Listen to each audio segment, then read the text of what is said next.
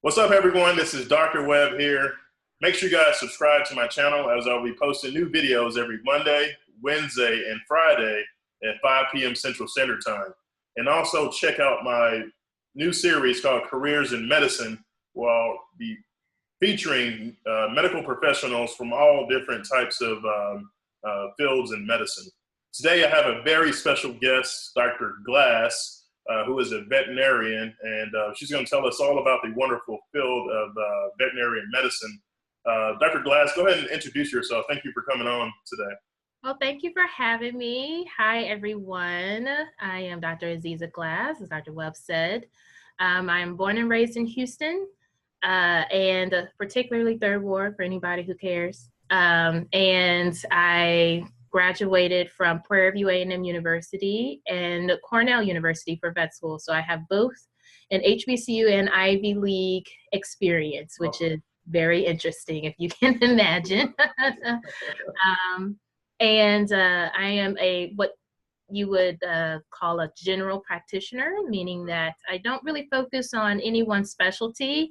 It's kind of the same as like a family practitioner when it comes to veterinary medicine.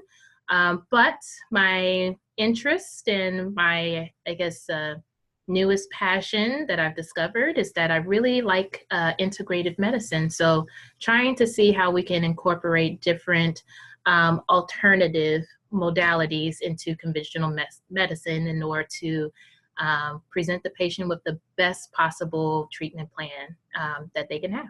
Okay, awesome. So I have a lot of people who follow kind of my channel from high school to college to people who are out in the workforce. But just for the people who don't know what a veterinarian is, tell us, what is a veterinarian? A veterinarian is somebody who goes to medical school and studies medicine, but instead of humans, they study medicine for animals. Okay.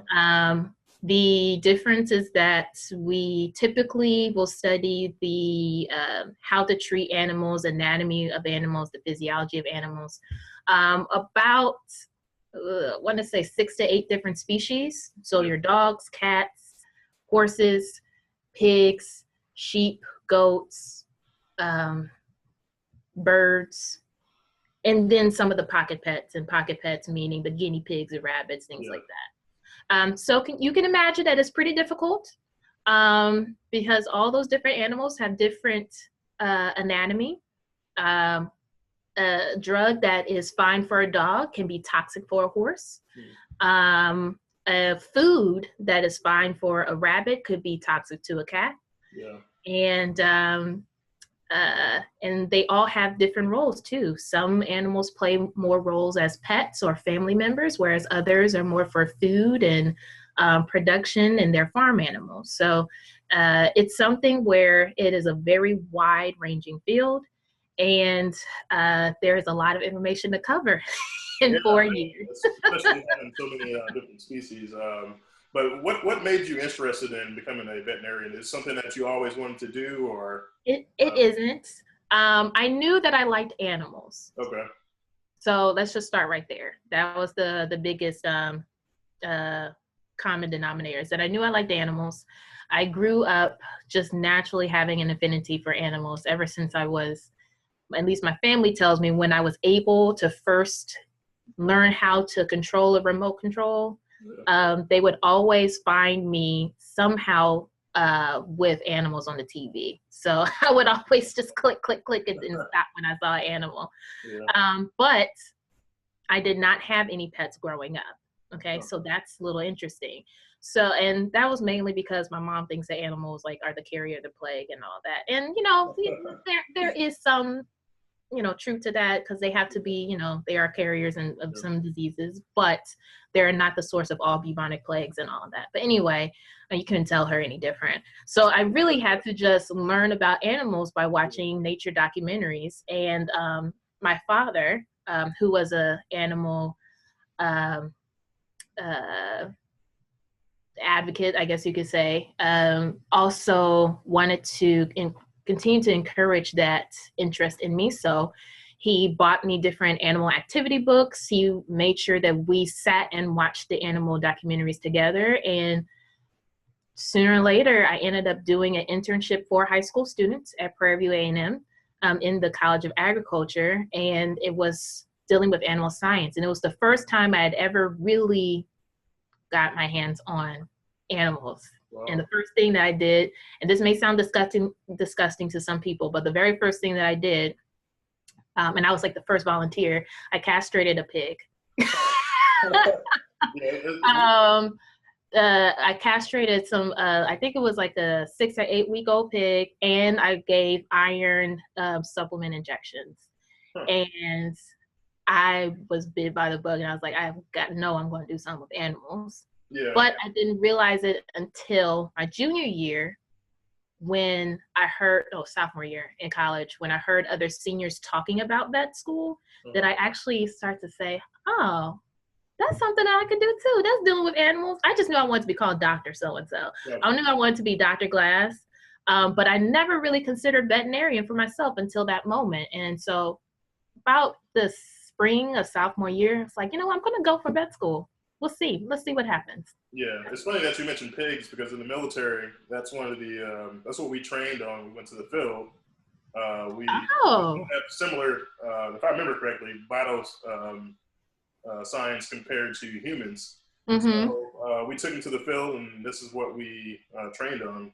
We gave them different medications to see how their heart rate and blood pressure responded, and it was pretty interesting training on pigs, but that's what we use in the military. Mm-hmm. Yeah, there's a lot of science, medical science that's done on pigs and rats. Yeah. A lot of people talk about how medical school is so challenging. If you had to give one word to describe veterinarian school, how would you describe it? One word? One word. A fire hose. Fire hose. Yeah, that's exactly what people describe medical school as. And one of my professors in medical school said it was like drinking from a fire hydrant, because you have so much material to learn in time. How was veterinarian school for you? Is it similar to medical school, where the first 2 years are kind of clinical and the third, fourth year are first and second year are more classroom work, third, fourth are more clinical? Is that how it's set up also? Yeah, so it's very similar. Our clinics rotations start about our second half, the spring of our third year. So we have about 1.5 years of clinics. And you have the option of doing earlier rotations, kind of as elective courses, but you don't do as much, but you do have the option of doing that. When it came to vet school, I would just say that it's the hardest thing that I would probably ever do in my life. Yeah. Would I do it over again? I would. Did I wish I had like some type of trust fund so I could do it over again? Yes. Yeah. But I would agree with you. I'm not sure if I would do med school over again. I don't know about that. You don't know? I mean, I just, and some people will say no, that they wouldn't as well. Some of my classmates. But I just think that if you take the time to know for sure what you want to do, and you are honest with yourself in what you want to do, and don't kind of follow the trend of other people, then I think it's much more likely that you will find your happy space. So I always knew, even though it was very common when I was in school, that it was an unspoken ideal that you were going to become a specialist. So like, what specialty are you going to do? What residency are you going to go for? And I was one of the oddballs out by saying, well, I don't want to be a specialist. Like, I don't love any one thing enough for me to do that specifically for the rest of my career. But other people felt pressured to choose a residency, and then they end up doing a residency, and then after a while they get burnt out. I knew I wanted to be a general practitioner because I liked the culture of being able to have that relationship, not only with the patients, but also with the clients. Being part of their extended family. Them knowing your birthday, them saying happy holidays to you and actually meaning it, kind of thing. And then in the process, I knew that I wanted to do acupuncture because my very first veterinary internship was with a guy who at the time was one of the only people doing acupuncture on horses. Wow. Decades ago. And it just so happened that was one of my first exposures. And I saw it work on big horses, and horses aren't going to lie to you. If they don't like it, they're going to kick you, kind of thing. Yeah. Seeing it work. And I said, you know what? I'm going to be a general practitioner, and I think I want to incorporate this, and this is how I'm going to be different. This is how I'm going to identify myself and separate myself from the pack. And that's the journey that I'm currently on. I just wish it wasn't as expensive. Yeah, that's awesome. I mean, you talked about the different specialties. I didn't know this either, that you can, as a veterinarian, you can specialize in cardiology, neurology, different parts of surgery. So it's 4 years of vet school, and then how long are the fellowships or the different specialty trainings? So it varies. Typically, it is very abnormal, and part of it is because it's just so competitive. Yeah. So it's very abnormal for a student to graduate from vet school and go directly into residency. Okay. Normally, they have to do an internship, which is a year. An internship in surgery or in medicine or in wildlife, whatever the case may be. But then that internship will, which is typically a year long, will then set them up for a residency. I think that the lowest residency amount of time that I've seen is 2 years, and then the max I think has been 3, and those are typically for the like surgeries and things like that. Now there are some people that also do multiple residencies. There was a guy who did he's pretty much an overachiever. I think he has a PhD in engineering. Then he did a DVM. Then he did a residency in nutrition. Then he did followed up with a residency in internal medicine. Wow, he wants to be a lifelong student. Yeah, basically, that's not my life. We only have a orthopedic surgeon who is a pediatric orthopedic surgeon, but he was a veterinarian before. Oh, really? That's interesting. Most of the time, most of the people that I find who are dual doctors were MDs first and then became DVMs. I don't know any that were DVMs first and then went to the human side. Yeah. Quickly, if you can, tell us about the application process of applying to vet school. Because for medical school, you have to take the MCAT and you have to have some shadowing hours, clinical experience. What are some requirements that if someone is interested in vet school? Well, first and foremost, you do not have to have a bachelor's degree. Really? You do not. As long as you have the required prerequisite courses, and you have everything else, you don't have to have your bachelor's degree. There are some programs, including Cornell, that will have an early acceptance. And there are some that can come in into vet school as early as after their sophomore year. So you can go from sophomore year to college to become a doctor? Yeah, to going straight into vet school. Wow. Yeah. So, and usually those programs will have something set up for them so that they can end up getting a bachelor's in the process. Okay. But in order to get admitted, you do not have to have a bachelor's degree. Yeah. I am kind of on the fence about it. If you are something like that, there are some people who are very driven and they know that this is what they want to do and there's no question in their minds. Yeah. And for other people, I would just say, don't rush it. Unless you just know that this is what you want to do, take the time. College is awesome. I had a great time. Yeah. You develop as a person. So, you don't have to do the early acceptance if you don't, if you're not comfortable enough with it. But other than that, a lot of the prerequisites are the same as medical school. You have to have so many hours of chemistry, or inorganic, organic, physics, math. Some schools require calculus, some don't. Some require stats, some don't. A lot of biology, okay? And after that, testing-wise, typically it's the GRE. When I was applying, there were some schools that would accept the MCAT or the GRE. I was very happy when they said that they accepted the GRE and I didn't have to take the MCAT. Yeah. And then you have to have typical recommendations, about 3. I was an overachiever. I had like 5 or 6 of them. Yeah.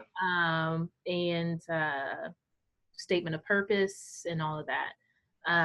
Another thing that is very important for vet school, and this varies depending on the school. Some require hours at a clinic or at an animal-related facility, whether it's a shelter, zoo, whatever. Some make it a requirement, as in 500 hours just to apply. Wow, that's a lot of hours. Some will have a range and say it's suggested, and it'll be 200. Some will have a wide range saying these are just what our applicants tend to do.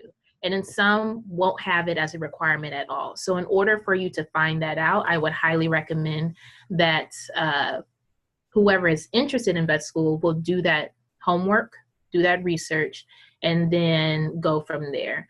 But that may be kind of one of the bigger differences with applying to medical school, because I don't know a lot of medical students who were required to have those type of hours just to apply.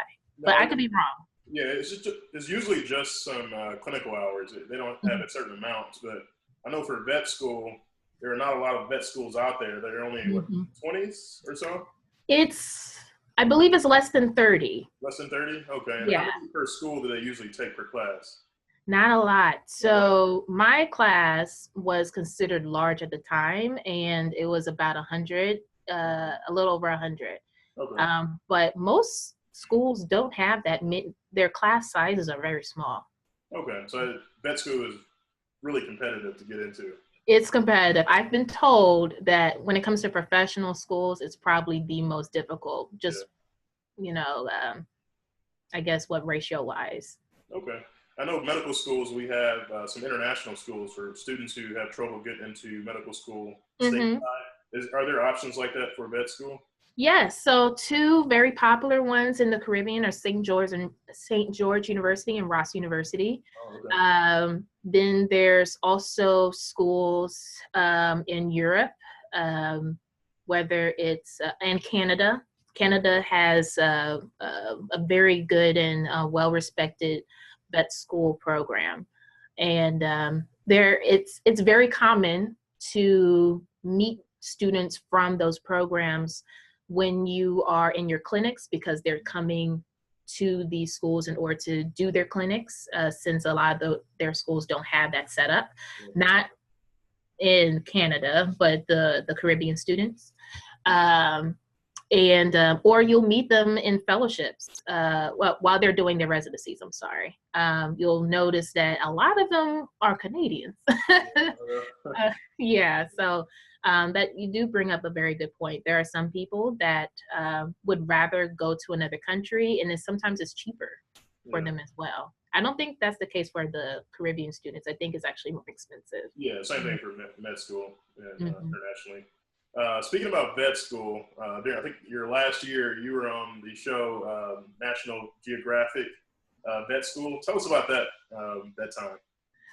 Well, it was interesting. I was doing my clinical rotations, and there are these big camera crews following me around for the vet school show on Nat Geo Wild, and it was a really cool experience. Yeah. There are some people who are haters and didn't like it, but newsflash, I didn't give the green light for the show. If it wasn't me, it's going to be somebody else.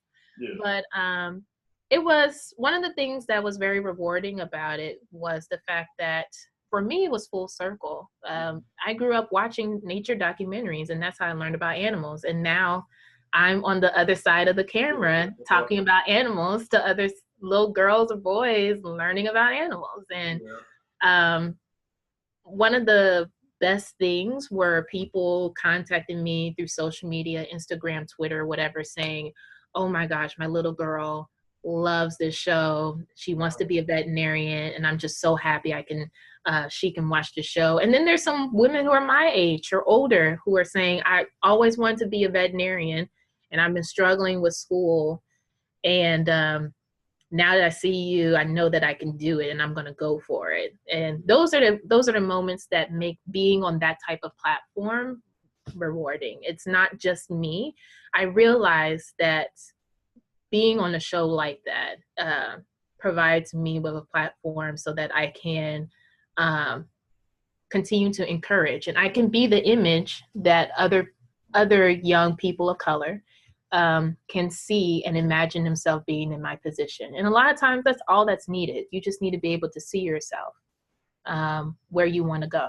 Yeah, absolutely. And I think there's no better way to kind of show kind of younger kids who have the same skin color as us that they can do it by seeing us do it. So I think that's pretty awesome. I was going to ask you, do you have people that recognize you out and about from the show still, or? It happens every now and then. It always catches me off guard when it does happen. It's happened a couple of times when at work, somebody would be a client, and then they'll say, "Wait a minute." Yeah, you're kind of familiar. Yeah, you look a little familiar. Yeah. I normally don't bring it up. If they do ask me about it, then I will talk about it. And then also, if I see that there is somebody who has children who is interested, if they say they want to be a veterinarian when they grow up, then I will tell them about the show. I will say, y'all, you should look at it, not because I'm in it, but because I think it's a good show for children to see so that they can see what it's like, and also see younger people. I mean, it's nice to see Dr. Pole and a lot of these other vet shows, the Vet Life, which is actually taped right outside of Houston. It's good to see that, but they're also older, and it's not this is not ageism, okay? I'm not trying to get into that, but sometimes having somebody who seems younger makes it seems more approachable. Like, I don't have to have my life together. I don't have to be like an adult in order to do this. This person is not too far ahead of me, and they can do it. I can too. Yeah, exactly. Speaking about your work, kind of describe kind of your practice model. Are you in private practice, or are you at an academic center? So I am not an academic. I have been mainly not really private practice. Unfortunately, well, I guess it just depends on how you think of it, whether or not it's unfortunately. But a lot of the standalone private practices are being bought up by corporations when it comes to veterinary medicine now. That's the newest trend. So I am at a smaller clinic. I have worked at smaller clinics or hospitals. However, they're owned by a corporation. Okay, so it's different than being at an academic setting institution. But there are some pros and cons that go to that. The pros is that pay is usually better for veterinarians. We don't make nearly as much as a physician. So if you want to be a veterinarian, don't think that it's because of, don't get into it for the money. I'm just letting you know that right now, anybody. Okay, that's just the reality of the situation. Yeah, don't get into it for the love of money, or that you're just going to be, rich from being a veterinarian, because you will come across some that will end up having that as a part of their life story, but that is not the common thing, the common thread. So yeah, you end up being, when it comes to corporations, you tend to have better pay, but at the same time, they're looking at a lot of the bottom line, which is money. And a lot of veterinarians become veterinarians because of the love of animals, not because of the money. So when they have to merge both of those things, okay, no, I don't need to get that, sorry. When they merge both of those things, do I need to get up and turn it off? I think it'll stop. I don't think I have to do that. Dang it. Okay, no, okay, sorry. So there are some veterinarians that just don't like to have to deal with that part. And that's why a lot of them don't like working for corporations. But unfortunately, that's just the changing face of veterinary medicine. Yeah. What is a typical day for you? Like, what time do you start, and kind of how does your day usually go? Well, it depends. It varies.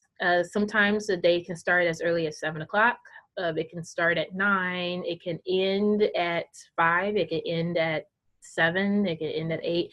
It just depends on where you're working and the type of work that you're doing. Okay. There are certain clinics that are 9 to 5, and they're closed on the weekends.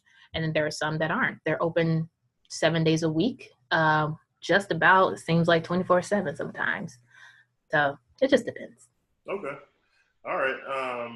Any other advice that you would have for someone that's interested in a career in veterinarian? What kind of advice would you give them? I would tell people who are interested in doing veterinary medicine that if they really want to do it, well, let me take the step back. There are some people, I've met so many people who say that they love animals, so they want to be a veterinarian. Okay. And my first response is, well, what do you really want to do? And there isn't enough education on other animal related activities or career choices. So depending on what you really want to do, being a veterinarian may not be the right thing for you. Yeah. And I think that it's very important to know what your interests are, what your strengths are, what your passion is, because vet school is really hard. Yeah. And very expensive. And you don't get paid a whole lot for it unless you are a practice owner. Yeah. And if it isn't something that you really want to do, don't subject yourself to 4 years, because it's going to be torture for you. It just is. So and the reason why I say that is because, for instance, I had a friend who came to me and said, you know what, Aziza, I really want to be a veterinarian. I just love animals. And when I started asking him the questions, I said, well, what do you want to do? He said, well, I really like, working with the community, or, like diseases and like animal diseases, and I want to do this and that. I said, well, it sounds like you may want to check into having an MPH, a Master's of Public Health, not necessarily veterinary medicine. He's like, oh. I had another friend. Yeah, I really like animals, but I like the aspect of people and working with the people who are dealing with the loss of animals and like their mental health. And I said, well, it doesn't really sound like a veterinarian, but it sounds like maybe you want to check out a new field that's called veterinary social work. He was like, oh, he checked it out. He's like, this is perfect for me. I'm going to go for this program. Yeah. So my number one thing would be really be honest with yourself. Being a veterinarian sounds nice and fancy, but if it is not the right fit for you, it's going to be like forcing a circle into a square peg. You know what I'm talking about. And the other thing is that it is really difficult. So if you decide to go for it, then go for it. And there are going to be people along the way that say, that's real difficult, or, you sure you can do that? I think you should aim your sights a little lower. And that's mainly because they probably tried it and they couldn't. So in their minds, if they couldn't do it, there's no way in hell that you can. Okay. And it's like, no, if I say I'm going to do something, I am going to work for it.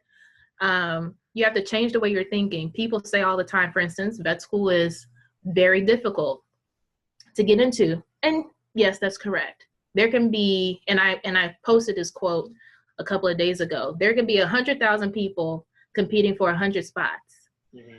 But you only need one spot. Yeah. Yep. So as far as you're concerned, all those 100,000 people are competing for 99 spots because I got one with my name on it. Yeah.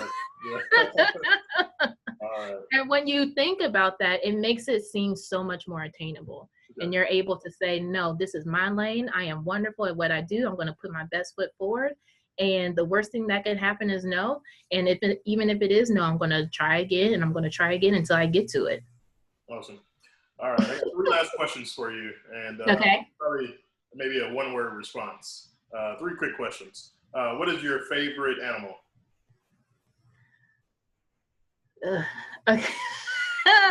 My favorite sea animal is the cuttlefish. My favorite land animal is the cheetah. Okay. What is your favorite food?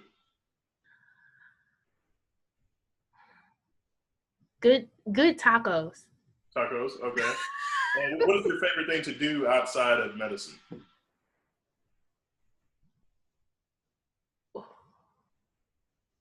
You know what? It's really sad, but like my first response was sleep. First thing that came to probably one of my favorite things to do too. My favorite thing to do, really, to be honest, my favorite thing, I love food, so it would be takeout and Netflix. Okay, awesome. I don't Netflix and chill and Netflix and eat. All right, Dr. Glass, thank you for joining us. I'm pretty sure you inspire a lot of people out there. Wish you the best, and congratulations on all your success. Well, thank you so much. Thank you for having me. You're welcome. And it was wonderful. All right. Well, thank you guys for watching. Please subscribe every Monday, Wednesday, and Friday, 5 p.m. Central Standard Time. I'll be posting a new video, so make sure you guys stay tuned and subscribe. We'll see you next time.